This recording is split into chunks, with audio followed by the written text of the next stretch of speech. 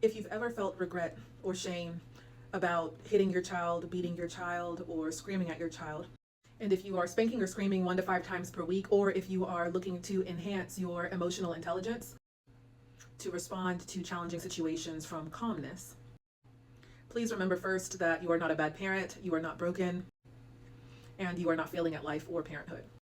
Many of us were programmed and conditioned to believe that beating our children, hitting our children, screaming at our children all the time just comes with parenthood. It's just part of the parenting experience. It's just going to be what it's how it's supposed to be.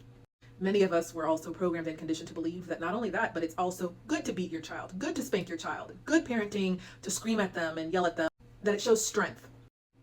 A lot of these programming and conditionings have been passed down for like hundreds and hundreds of years. So they're a little outdated, so to speak. But just don't beat yourself up for habits and patterns that you were programmed and conditioned with. And if you don't agree that that way of being is outdated, then this video just isn't for you is all, and that's okay too.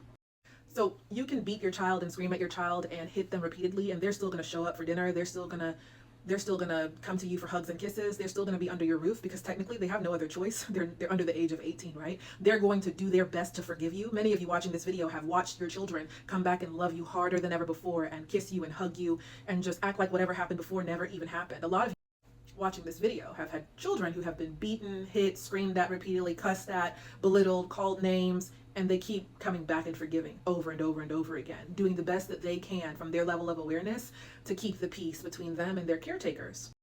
And I think when we reflect on this, it's a beautiful opportunity to, instead of being in shame and guilt about past behaviors, past things we may have said and done, to instead shift to empowerment. Seeing this level of unconditional love and forgiveness that our children exhibit towards us as an opportunity for us to embody it ourselves and to be willing to forgive and let go in the heat of the moment when our children does or says something that's triggering.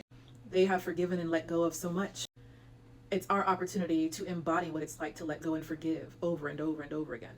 A really cool practice, 2 really cool practices that help to keep the peace in the home and help us to parent from our peace is number 1, to stay aware of the thoughts and emotions that come and go. You are the awareness of them. Stay as aware as possible of the thoughts and emotions that come and go. Instead of identifying with them, stay aware when we're speaking, stay aware of the mouth moving and the words coming out of our mouth. Stay aware. You are the awareness of all that's happening. And as that awareness, resting as that awareness, our nervous system is regulated and we feel peace and we respond to life and to our children more from that peace. Another powerful foundational and transformative practice is to ask ourselves, how quick can I forgive? How quick am I willing to forgive? Is it going to take me 1 minute, 10 minutes, 5 days, 2 weeks to forgive myself for yelling at my child, screaming my child, spanking my child? How quick am I willing to let go and forgive myself? Why is forgiving ourselves so important? Because the more we stay in guilt and shame, the more we stay in guilt and shame, and the less we rest as the awareness of the guilt and of the shame, and the more that we stay in that guilt and shame, the more likely that we are to do and say things from that level of consciousness, right? The more that we stay in anger, the more likely we are to speak from that anger. So the more we sit in that low energy of guilt and shame, the more likely we are to speak from that and to take action from that, right? And your actions from guilt and shame are a lot different than your actions and your parenting guidance that comes from joy and peace, right? So forgiving yourself is not selfish, right? It's actually one of the most beneficial things you can do.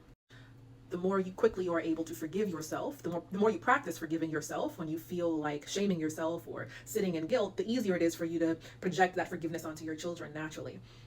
We tend to shame our children, belittle our children, and speak to our children the same way we speak to and shame ourselves. So the more that you practice being quicker to forgive yourself and let go throughout the day of things you may have in the past beat up on yourself about, the more you will start to see yourself being able to embody the same type of forgiveness and compassion, love, unconditional forgiveness that you've witnessed your child embody and extend to you.